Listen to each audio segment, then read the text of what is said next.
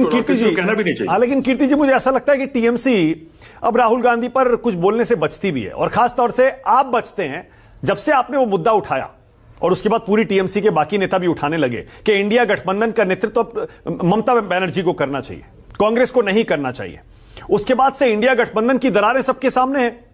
अखिलेश यादव पहुंच गए वहां दिल्ली में आम आदमी पार्टी के समर्थन में, शिवसेना उद्धव ठाकरे गुट सावरकर के मुद्दे पर अलग रास्ते पर है, आप और कांग्रेस के मतभेद खुल के सबके सामने है। ऐसे में आरोप यह लग रहा है कि आप लोग बीजेपी को घेरने के लिए अमित शाह के बयान को 11 सेकंड के क्लिप को मुद्दा बना रहे हैं, जबकि पूरी कहानी, पूरी क्लिप कुछ और कहती है। कहीं जाए इंडिया गठबंधन, कहीं जाए एनडीए गठबंधन, संविधान से ऊपर तो कुछ नहीं है। और बाबा साहब अंबेडकर का जो अपमान किया है, जो घृणित बोल बोले हैं अमित शाह ने 11 सेकंड के, क्या वो आप समझते कि उचित है? क्या उसके ऊपर पूरे देश के अंदर हल्ला नहीं हो रहा है? क्या इस प्रकार के वक्तव्य को रखना उचित है? ये फैशन हो गया है अंबेडकर अंबेडकर अंबेडकर बोलना। अगर भगवान का नाम लेते तो 7 बार स्वर्ग मिलते। क्या कहना क्या चाहते हैं आप कि अंबेडकर का नाम तुम जो ले रहे हो तुम बेवकूफी कर रहे हो?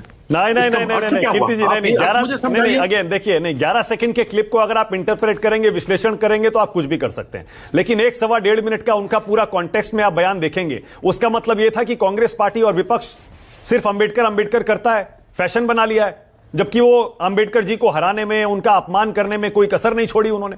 उनका कॉन्टेक्स्ट संदर्भ तो यही था।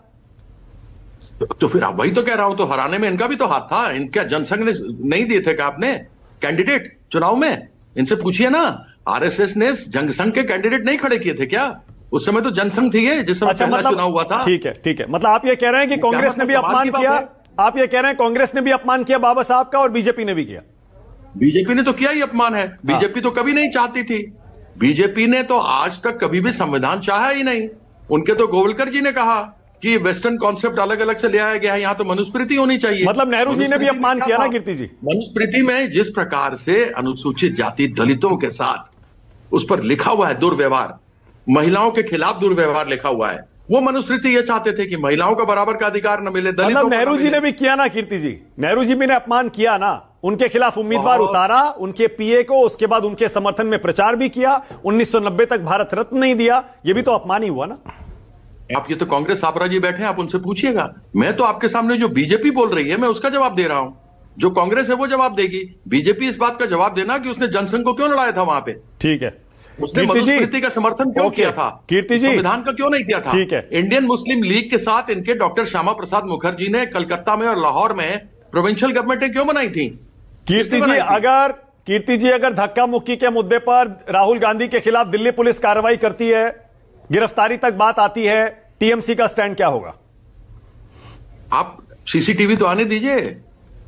आप तो पहले बोल रहे हैं अभी अंडों से चूजों को निकलने तो दीजिए, उसके बाद बात करेंगे। अभी तो कुछ आया नहीं। आप मेरे से चाहते हैं पहले ही मैं बोलना शुरू कर दूं, भविष्यवाणी कर दूं? क्या मैं भगवान हूं? ये लोग भगवान हैं। ठीक है, ओके। जनार्दन सिंह सिग्रीवाल, इस विषय पर अगर चाहे राहुल गांधी होते या अमित शाह होते, अगर धक्का मुक्की की बात होती तो मैं ये कहता कि इस पर निष्कर्ष पर नहीं आना चाहिए, वीडियो आ जाने दीजिए। वीडियो आ जाएगा, उससे पता लग जाएगा सीसीटीवी में जो भी फुटेज होगी, उसके बाद आप करें। आप बीजेपी वाले कह रहे हैं थोड़ी सी तो धक्का दिया हो तो उनको जेल जाना चाहिए, नहीं जाना चाहिए, क्या होना चाहिए? अगर मगर से क्या होता है? अमित शाह ने क्या कहा? बीजेपी वाले कह रहे हैं थोड़ी सी तो संवेदनशीलता रखिए, 2 सांसद आईसीयू में पड़े हुए हैं सर। नहीं तो मैं बिल्कुल चिंता करता हूं ना, लेकिन ये आप कह देना, किसी पे लगा देना आरोप, वो तो उचित नहीं है।